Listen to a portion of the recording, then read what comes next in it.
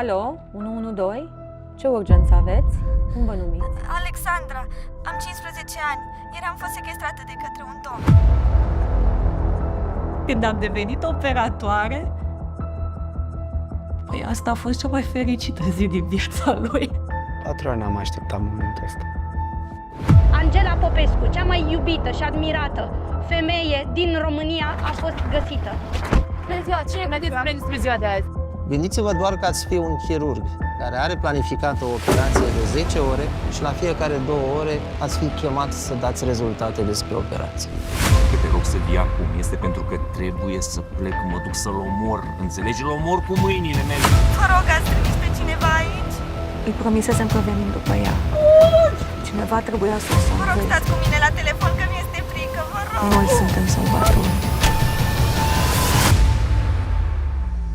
Angelica mea s-a făcut operatoare și acum o să salveze lumea întreagă! Știi ce am venit eu aici? Ca să afli adevărul. Eu știu adevărul. Te rog să mă ierți, dar o să fie necesar să vorbim despre asta. Ce să vorbim? Nu nimic de vorbit. Și ce e de făcut? Să vă treziți. Știți? De când s-a întors acasă, a început să cânte altfel.